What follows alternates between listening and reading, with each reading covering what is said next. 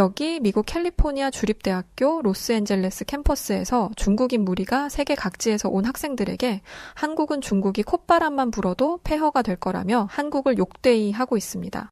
그런데 미국에서 태어났던 노란 머리의 한 여성이 그런 중국인에게 그 입을 꼬매버리기 전에 다들하며 뭐라고 하기 시작하는데요.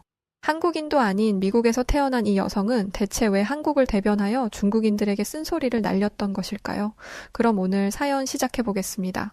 안녕하세요. 저는 미국에서 살고 있는 24살 코리 알렌이라고 합니다. 저는 한국을 저의 제2의 고향, 마음의 안식처라고 생각하고 있어요. 제가 이렇게 생각하게 된 이유는 제가 경험했던 아주 놀라운 사건들 때문입니다. 사실 저는 경제대국이라는 미국의 시민이었지만 아주 불우한 가정 환경 속에서 자랐어요. 빈부격차에서도 맨 극단에서 살았기 때문에 집도 없이 대충 버려진 폐건물에 털을 잡고 살았죠. 어린 시절 어머니는 마약에 취해 절 돌보지 않은 채 집을 떠났고 아버지 역시 저를 남보듯 대하며 다른 여성과 눈이 맞았는지 제 곁을 떠나버리셨습니다. 버려진 폐 건물 안에서 혼자 어린 시절을 버티며 살았습니다.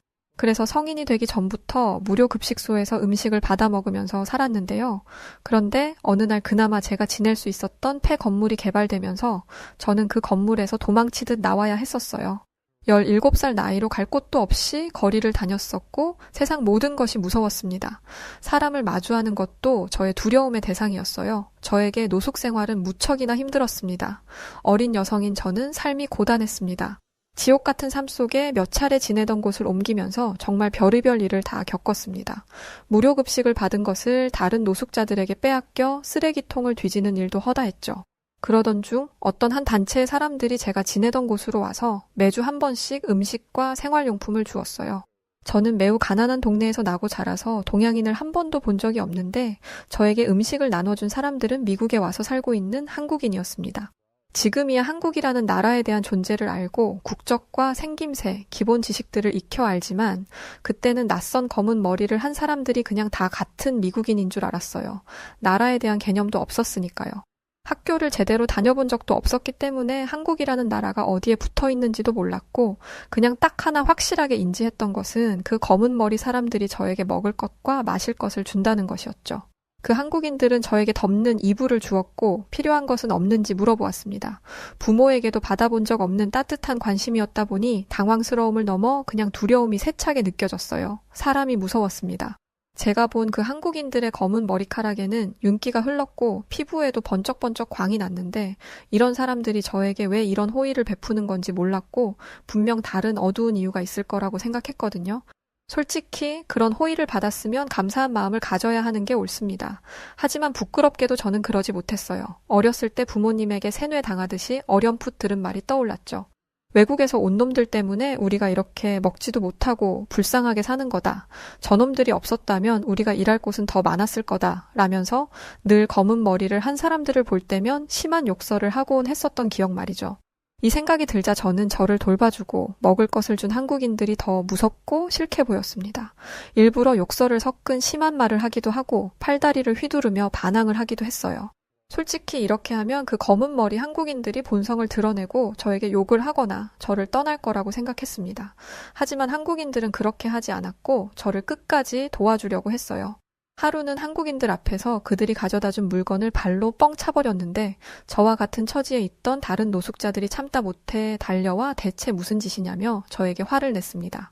저는 그런 노숙자들에게 저 사람들 때문에 우리가 이렇게 살고 있는 건데 저 사람들이 주는 걸 넙죽넙죽 받아 먹다 보면 언젠가 우리한테 해코지 할 거야 라고 억지 아닌 억지를 부렸어요. 그런데 뭔가 좀 이상했습니다. 솔직히 저는 제가 이렇게 말하면 다른 노숙자들도 제 말에 동의해 줄 거라고 생각했어요. 그런데 노숙자들은 제 말에 흔들리기는커녕 되려 저를 혼내는 듯한 말을 했습니다. 저분들이 우리에게 얼마나 많은 도움을 주고 있는데 감히 너 같은 게 행패를 부리냐면서 저를 꾸짖었죠. 실제로 그 한국인들은 제가 난동을 피웠음에도 불구하고 끝까지 저를 계속해서 찾아와 도움을 줬습니다. 그러면서 알게 된 건데 이 한국인들이 노숙자들을 도와준 지 정말 오래되었더라고요. 하지만 그럼에도 사람이 무서웠던 저는 그저 그 한국인들의 행동에 이해할 수가 없었을 뿐이었어요. 이렇게 도와줘 봐야 개선의 여지가 없는 노숙자들인데 힘들여 도와주는 이유가 이해가 안 되었죠. 한국인들이 밑빠진 독에 물 붓기를 하는 것이라고 생각했습니다. 그런데 세상을 모르는 멍청이는 저였습니다. 제가 멍청하고 개선의 여지가 없다고 생각했던 저와 비슷한 처지에 있던 사람들의 절반 이상이 학교도 다녔었고, 심지어 어떤 사람은 고학력을 가진 어른도 있었어요. 배움을 갖지 못했던 사람은 저뿐이었습니다. 병원비를 감당하느라 집이 파산돼서 노숙자가 되었거나 여타 다른 이유 때문에 어쩔 수 없이 거리로 내몰린 것이었죠. 사실 저는 제가 살고 있는 미국의 현실을 잘 몰랐습니다.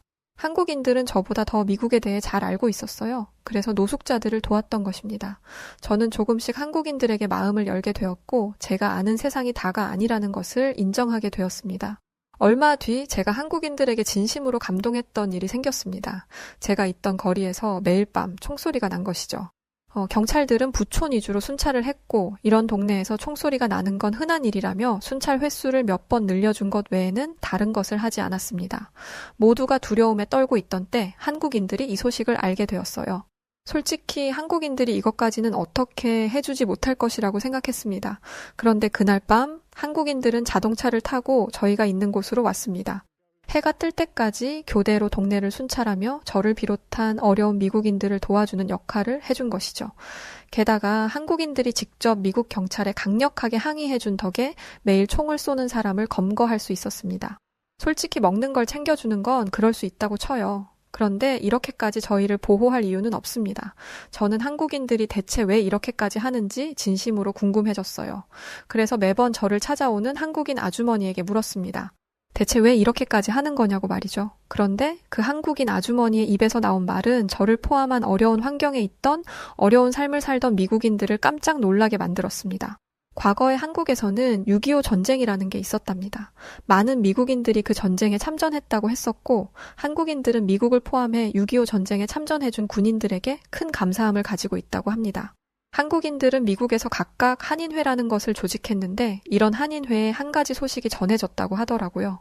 그건 바로 6.25 전쟁에 참전했던 미국 참전 용사들이 노숙자로 거리를 전전하고 있다는 소식이었어요. 처음엔 이 소식이 미국 워싱턴에서 알려졌는데, 이 이야기가 다른 지역으로도 전해지면서 미국에 있는 각 주에 있는 한인회들이 모두 노숙자가 된 6.25 참전 용사들을 살피기 시작했다고 합니다. 자국이라는 미국에서조차 외면받은 참전 용사들이었고, 많은 세월이 지난 옛일에 대해 관심조차 갖지 않았던 미국이었지만, 한국이란 곳은 지난날의 과거를 보듬고 지키고 있던 것입니다. 저는 그래서 저희는 참전 용사도 아니었는데 그분들만 챙기면 되지 왜 관련도 없는 저희를 돕냐고 물어봤습니다. 그러자 한국인 분들은 우리에게 도움을 준 것은 미군이 맞지만 미군을 보내준 미국에도 빚을 지고 있다며, 미국이란 나라가 설령 그들을 외면하더라도 우리나라 한국은 그분들의 용기와 그분들의 희생을 기억하고 있다면서 우리는 우리가 해야 하는 일을 그냥 하고 있는 것일 뿐이라고 말씀하셨습니다. 그런 한국인 분들의 말씀에 이야기를 듣던 어려운 처지의 미국인들은 눈물을 흘렸습니다.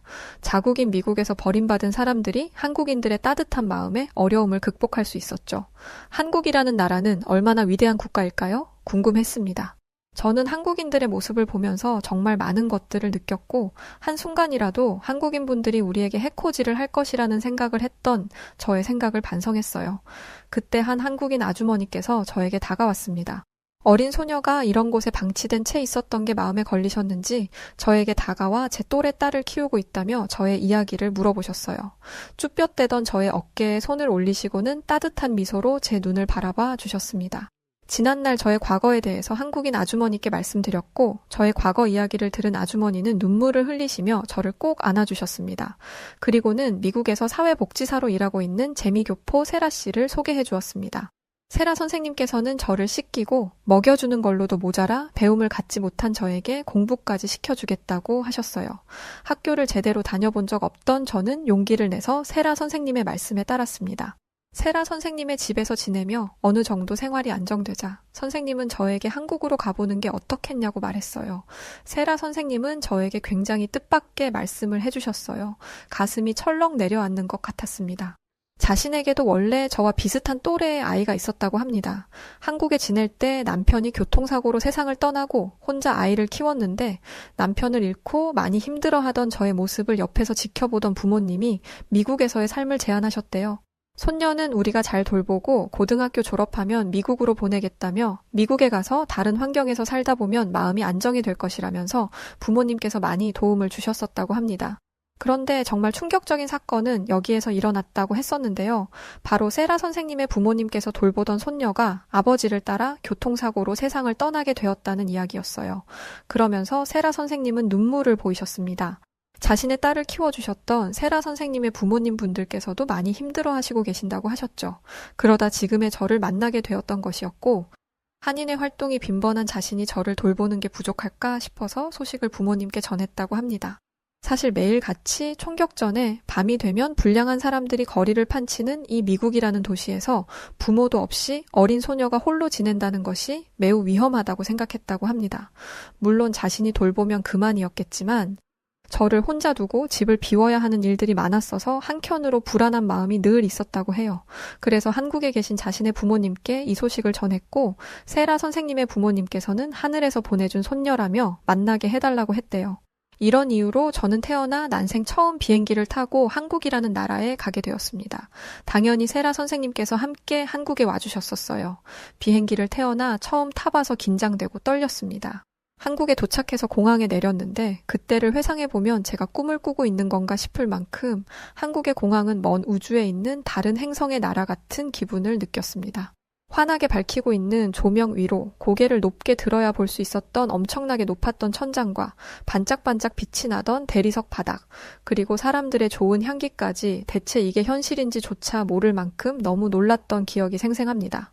늘 미국의 양극화 극단에서 홀로 살아왔던 저에게 한국을 처음 마주했던 순간을 글로 어떻게 표현해야 하는지도 잘 모르겠습니다. 그냥 순백의 천국 같은 기분이었어요.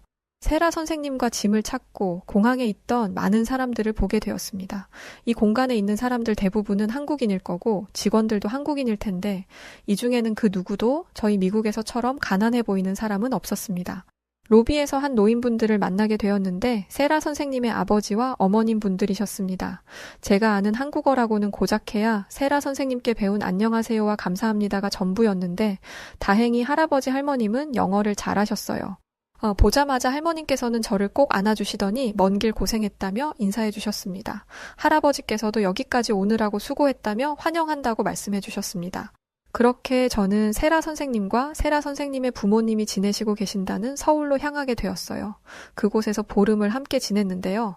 어느 날 세라 선생님께서 다시 자신은 미국으로 가야 한다고 하셨어요. 저는 한국에서 할아버지와 할머님의 보살핌을 받으며 한국에 있는 학교에도 다닐 수 있었는데요. 이를 계기로 저의 삶은 완전하게 바뀌면서 새로운 사람으로 성장할 수 있었습니다. 제가 지냈던 서울은 정말 엄청난 도시였어요. 높은 건물들과 잘 정돈된 도로까지. 깨끗한 거리에서는 누워 자도 될 정도였고 무엇보다 서울의 골목에는 노숙자가 없었습니다. 조금 으쓱한 느낌을 풍기는 골목도 위험하지 않았습니다. 제가 홀로 미국에서 지낼 때는 어디를 다녀도 늘 낯선 사람들에게서 많은 위협을 받았었어요. 10대 후반의 여성인 저에게 나쁜 짓을 하려는 미국인들도 너무나 많았죠. 늦은 시간 거리를 혼자 다니는 건 생각할 수조차 없는 일이었습니다. 하지만 한국에서는 저보다도 어려 보이는 어린 여자아이들이 보호자도 없이 혼자 거리를 돌아다니거나 늦은 시간에도 문제없이 다녔었어요. 이런 모습이 너무 낯설어서 저 혼자만 외딴 곳에 온 고양이 마냥 숨어 다니기 바빴습니다.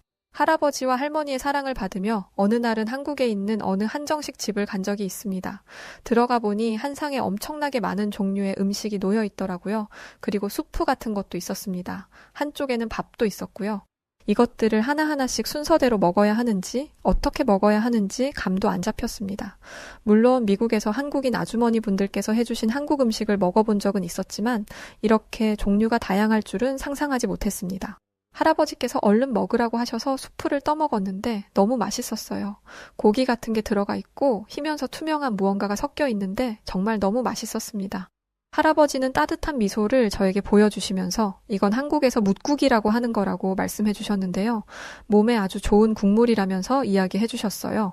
제 옆에 계시던 할머님은 계속해서 반찬을 시키셨습니다. 저는 제가 태어난 미국보다 한국이 더 부자 나라라고 생각했어요. 제가 태어나 미국에서 본 거라곤 어두운 한림가와 욕설, 폐건물들과 경찰 사이렌 소리밖에 기억나지 않으니까요. 당연히 한국이 음식도 비쌀 것처럼 느꼈습니다. 그런데 할머님은 저 먹으라고 계속 반찬들을 새로 주문하셨던 거죠. 할머님과 할아버님께 부담을 드리고 싶지 않아서 이걸로도 충분하다고 말씀드렸었는데요. 할머님께서는 한국에선 이런 반찬이 모두 무료라고 했었습니다.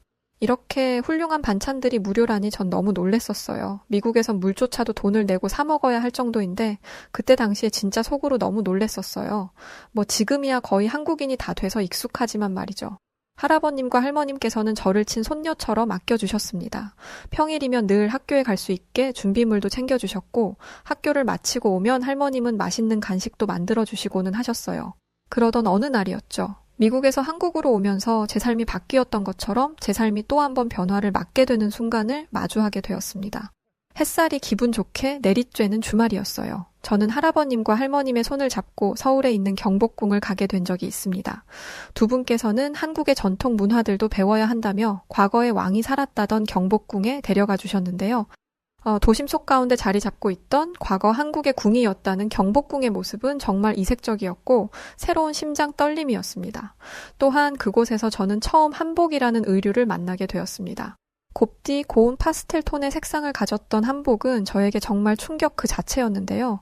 한복을 입혀주신 할머님께서 제 모습을 보시더니 너무 예쁘다면서 제 볼에 뽀뽀해 주시고 할아버님께서는 연신 사진을 찍어 주셨었어요. 그때였을 거예요. 한 동양인 무리가 한복 체험하는 가게에 들어왔었습니다. 처음 들어보는 언어를 사용하던 그들은 한복을 손가락으로 가리키며 화가 난 것인지 따지는 모습으로 언성을 높였었죠. 알고 보니 그들은 중국에서 온 여행객들이었고 경복궁에 온 김에 한복 체험을 해보자는 일행과 싫다던 일행이 가게에서 언쟁을 벌였던 거였습니다. 굉장히 가게 안은 시끄러웠어요. 가게 주인이 말리면서 소란 피우지 말고 나가라고 하는데도 언쟁은 계속되었었습니다. 할아버님과 할머님은 저를 보호하시면서 밖으로 얼른 나가자며 그 중국인들을 피해 자리를 옮겼는데요. 중국인들의 몸부림에 저희 할머님께서 밀쳐져서는 넘어지게 된 것이었어요. 할아버님은 그런 할머님을 부축했고 저는 너무 화가 나서 영어로 막 뭐라고 했었죠. 그랬더니 그 중국인들은 저에게 손가락질을 하면서 뭐라고 하더라고요. 할아버님께서는 제가 봉변이라도 당할까봐 얼른 제 앞을 막아서더니 고개를 숙이시며 사과를 하시더니 할머님과 저를 데리고 가게 밖으로 나오셨습니다. 할아버님께 우리가 잘못한 것도 없는데 왜 고개를 숙이시냐면서 그때 처음 때를 피웠었어요. 그때 할머님께서 제 등을 토닥이시더니 다 지나갈 일들이니 노여워 말라고 다독여 주셨습니다. 그때 이를 계기로 한국의 과거 역사를 배우는 것에 흥미를 가지게 되었고 한복의 아름다움을 알았으며 다른 국가들의 역사와 중국이라는 나라에 대해서도 알게 되었었죠. 시간은 흐르고 저는 한국의 고등학교에서 졸업을 하고 이제 대학을 앞두게 되는 나이가 되었습니다. 할아버님과 할머님은 저에게 한글은 물론 영어도 가르쳐 주셨었어요. 알고 보니 할아버님과 할머님은 지난날 미국에 사셨던 적이 있더라고요. 누구보다 저는 이 두 분께 따뜻한 보살핌과 가르침을 받으며 올바르게 성장했습니다.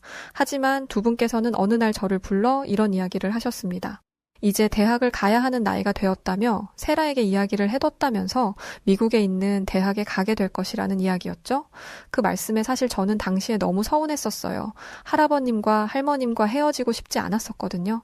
저는 두 분께 그냥 한국에 있는 대학에 가면 안 되겠냐고 말씀드렸지만 제 손을 꼭 잡은 할머님께서 우리도 이제 많이 늙었고 시골에 가서 살려고 한다고 하셨어요. 미국은 큰 나라라면서 더 큰 꿈을 가지라고 말씀하셨습니다. 그렇게 저는 한국을 떠나게 되었어요. 공항에서 할아버님과 할머님의 마지막 인사를 해야 할 때 그때 정말 얼마나 울었었는지 태어나 그렇게 슬피 울어본 적이 없을 만큼 많이 울었습니다. 그리고 할머님께서 저를 꼭 껴안고 저에게 했던 이야기는 지금까지도 잊혀지지 않습니다. 우리 손녀, 다시 태어나 곁에 와주어서 고맙구나 라는 말씀이셨습니다. 할아버님과 할머님은 저에게 있어 부모님 그걸 넘어서는 분들이십니다. 제가 저의 목숨을 내놓고라도 지키고 싶은 분들이에요. 미국으로 향하는 비행기에서 저는 굳게 다짐했어요. 우리 할아버지 할머니를 위해 훌륭한 어른 되겠다 말입니다. 미국에 도착하고 다시 만난 세라 선생님과 다른 한국인 분들, 그리고 함께 지냈었던 미국의 어려운 처지에 있던 분들, 모두가 저를 보고는 완전히 다른 사람이 온 줄 알았다고 해요. 그럴 만도 했겠죠. 잘 먹지도 못해 깡 말랐었고 잘 씻지도 못해 거무잡잡했던 제가 하얀 피부에 살도 포동포동 올랐었으니 말입니다. 이 모든 게 저를 친손녀처럼 보살펴 주었던 우리 할아버님과 할머님 덕분이었습니다. 그렇게 저는 미국에 있는 캘리포니아 주립대학교 로스앤젤레스 캠퍼스에서 대학 생활을 시작했습니다. 대학교에는 다양한 국적을 가진 친구들이 많이 있었어요. 그 중에는 당연하게 한국인들도 있었죠. 영국에서 온 친구들도 있었고 한국과 같은 아시아계에서 온 일본인과 중국인 학생들도 많이 있었습니다. 어느 날 대학에서 교수님을 비롯한 학생들이 자유롭게 토론하는 시간이 있었습니다. 그런데 여기서 저는 너무 뜻밖의 행동을 하는 학생들 무리를 보게 되었는데요. 그 학생들은 중국에서 온 학생들이었어요. 토론하는 시간에 갑자기 자신들 중국의 역사에 대해 주구장창 늘어놓기 시작하는 겁니다. 처음에야 자신들의 나라 역사에 대해 이야기하는 것이라 생각했는데 듣다 보니 화가 너무 나는 거였죠. 왜 그랬냐면 가만히 있는 한국을 뜬금없이 언급하더니 한국이 엄청난 후진국이라는 둥, 먹을 것이 없어 거지들이 지천에 널렸다는 둥, 중국이 콧바람만 불어도 한국은 폐허가 될 거라는 둥의 듣기 힘든 말들을 쏟아냈기 때문입니다. 그것까지도 참아냈는데 이 말은 도저히 참기 힘들더라고요. 글쎄 한국은 결혼하고 애를 낳지 않아서 한국에 가면 경제성장에 단 하나도 도움이 되지 않는 늙은이들만 수두룩하다는 말이었죠. 순간적으로 저는 너무 욱해서 자리를 박차고 일어나 말인지 된장인지 구분도 못하고 떠들어대는 그 중국인 학생에게 소리치면서 이야기했습니다. 당신 같은 것들이 한국에 대해 뭘 안다고 입을 놀리냐면서 화를 냈습니다. 제가 큰 소리로 받아치니 그 중국인 학생은 너처럼 경제대국의 미국인이 뭐 하려고 한국을 두둔하는 거냐면서 제 행동을 이해하지 못하겠다는 반응을 보이더군요. 저는 그 중국인 학생에게 그 입을 꼬매버리기 전에 다들하고 말하고는 중국이 수십 년간 한국을 침략했던 일들을 나는 다 알고 있다고 말했고 당신들이 한국을 침략하고 몹쓸 짓을 하며 다른 나라의 지적재산권을 훔치고 똑같이 베끼고 있을 시절에도 한국은 한국에서 벌어진 모진 일들을 모두 이겨냈고 전 세계에서 가장 빠른 시간에 경제대국으로 성장한 선진국이라고 말했습니다. 12억 명이라는 인구가 고작해야 짜퉁 천국 메이드 인 차이나를 만들었을 뿐이지만 한국은 단 5천만 명의 인구가 IT 강국, 문화 강국이라 불리며 최고라는 소리를 듣는 메이드 인 코리아를 만들었다고 말했습니다. 주변에 있던 많은 타국의 학생들은 제 말에 동의하면서 박수를 쳐줬고 중국인 학생은 기가 죽은 듯 자리에 조용히 앉더군요. 그 모습을 보고 저는 그 중국인에게 마지막으로 한마디를 던지고 강의실을 나왔습니다. 나는 미국인이 아니라 한국인이다 라고 말이죠. 방학이 되고 저는 세라 선생님과 함께 한국에 있는 우리 할아버님과 할머님을 만나러 다시 비행기에 올랐습니다. 우리 할아버님과 할머님 드리려고 이것저것 선물도 잔뜩 사서 말입니다. 빨리 두 분을 보고 싶어 안달이 날 지경이었어요. 시골로 내려가신 할아버님과 할머님이 계시는 경상북도 안동으로 발걸음을 재촉했습니다. 그렇게 다시 만난 두 분은 저를 보시자마자 버선발로 나와 저를 안아주셨고 할머님은 우리 손녀 왔냐면서 제 엉덩이를 토닥여 주셨답니다. 그날 저녁 할머님은 닭 한 마리를 넣어 푹 끓여서 수제비를 만들어 주셨는데요. 진짜 얼마나 맛있던지 한 그릇을 뚝딱 먹고 두 그릇째는 두 분께서 재배하신 배추로 만든 김치를 넣어 정말 배 터지게 먹었습니다. 그리고 늦은 밤 할머님 품에서 꼭 껴안고 자다가 소변이 마려워 잠시 마당으로 나갔는데 깊은 밤하늘에 떠있는 달을 보고는 한참을 서 있었어요. 지난날 저의 옛일들이 머릿속에 주마등처럼 흘러 지나갔었습니다. 이 얼마나 감사한 인생인가요? 어린 시절 저를 도와주었던 한국인 분들과 세미 선생님, 그리고 우리 할아버님과 할머님까지 저는 남들처럼 평범하게 태어나지 못했지만 한국인 분들 덕분에 더 가치 있는 삶을 살 수 있었습니다. 앞으로 더 열심히 살아보려고 합니다. 우리 세미 선생님과 그리고 제가 세상에서 가장 사랑하는 우리 할아버지 할머니를 위해서라도 최선을 다해 살 것이고 다시 미국으로 가서도 감히 한국을 욕되이 하는 중국 학생들에게도 본때를 보여줄 겁니다. 근데 저 정말 복받은 사람 아닌가요? 제 사연을 들어주셔서 정말 고맙습니다. 그리고 한국에 계신 모든 분들께 진심으로 깊게 마음을 다해 감사하다는 말씀 전합니다. 네, 오늘 사연은 여기까지입니다. 와, 정말 너무 감동적이라서 팔에 닭살이 돋더라고요. 여하튼 우리 코리 알렌 씨 앞으로도 할아버님과 할머님과 그리고 세미 선생님, 한국을 위해 애쓰고 계시는 우리 한인회 모든 분들까지 늘 건강하셨으면 좋겠습니다. 네, 오늘 사연 어떻게 들으셨나요? 오늘 사연이 재미있으셨다면 구독과 좋아요, 알림 설정 부탁드립니다.